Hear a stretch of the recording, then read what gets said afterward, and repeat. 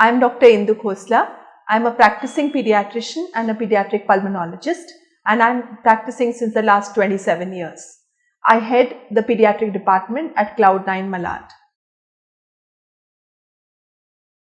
I am sure there is not a single parent who has not faced a child with abdominal pain, and it is a very common complaint, and most children will complain of abdominal pain.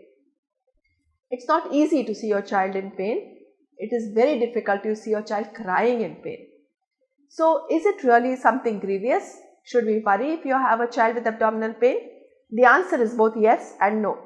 So, though it is a very common complaint, most of the time the reasons for pain in the abdomen are very simple and elementary, and the commonest thing we see today is constipation.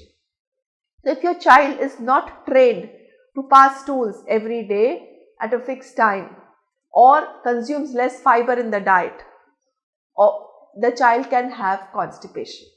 And when the child has constipation, it can give rise to accumulation of gas in the abdomen, causing them to have severe pain. So, this is the commonest reason of very severe pain in children.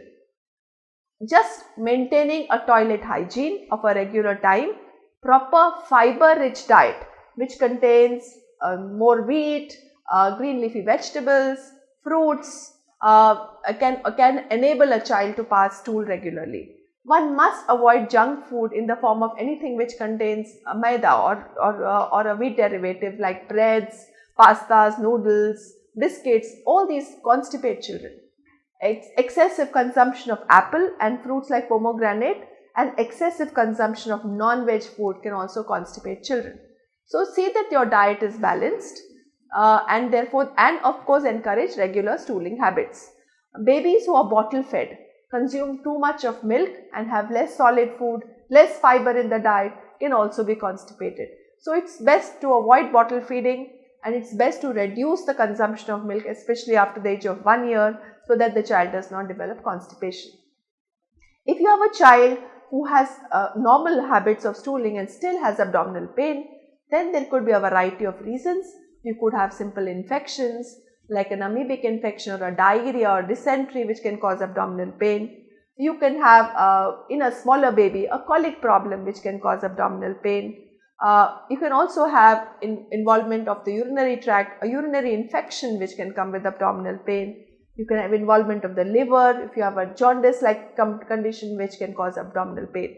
So, the conditions are many. Sometimes you have surgical causes. So, if you have very severe pain with vomiting and pain localized to a particular area, one may think of an appendicitis. But all these conditions are less common, and the common problems are constipation. We also have another entity called as recurrent abdominal pain of childhood. So, these are children who keep on having a little tummy ache here and there and it disappears.